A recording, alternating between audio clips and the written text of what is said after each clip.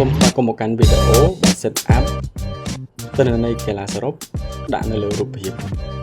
អូខេអញ្ចឹងមុខងារនេះគឺជាទូទៅគឺមាននៅលើនីលខណ្ឌដៃកញ្ចប់តម្លៃខ្ទង់បាទ100ក្រាស់ឬក៏$1000តែឥឡូវនេះវាក៏មាននៅលើបាទនីលខណ្ឌដៃ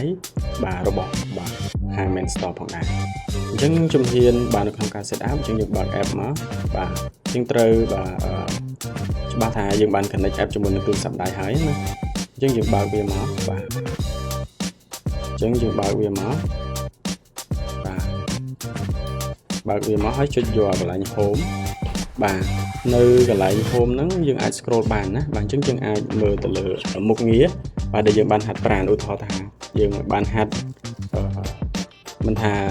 ជិះកង់ណាឬក៏រត់ហាត់ប្រាណទេបាទគឺវានឹង show នៅនឹងទាំងអស់បាទនេះខ្ញុំបានធ្វើលំហាត់ប្រាណទូទៅបាទគឺវាបានបង្ហាញនៅលើហ្នឹងអញ្ចឹងយើងចុចទៅលើបាទរូបរបស់វាមកណាបាទចុចលើរូបរបស់វាហើយចុចនៅលើជ្រុងខាងលើបាទហើយចូលពាក្យថាបាទ poster បន្តមកទៀតយើងមើលមកជ្រុងខាងលើវាមានពាក្យថា edit ណាចុចលើ edit បាទ edit ហើយចុចមកខាងក្រោមទៀតមកបាទអូខេចុចយកលើរូបកាមេរ៉ានេះហើយជ្រើសរើសរូបភាពដែលយើងបានថតនិងរូបភាពដែលយើងស្រឡាញ់ដាក់រូបភាពមួយណាក៏បានបាទឧទាហរណ៍ខ្ញុំយករូបនេះណាបាទខ្ញុំដានអូខេជឿវាបានតម្លើងនៅលើរូបភាពរបស់យើងហើយអញ្ចឹងយើងរត់បានប្រហែលគីឡូបាទរយៈពេលប្រហែលជាមធ្យមភាពបាទ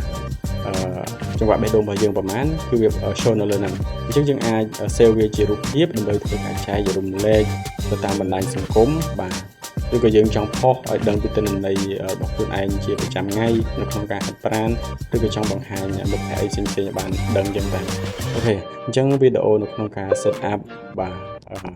មុខងារនេះគឺមានប៉ុណ្ណឹងទេបាទអរគុណច្រើនបាទជួបគ្នានៅវីដេអូក្រោយៗ Main Store Premium Active Smartwatch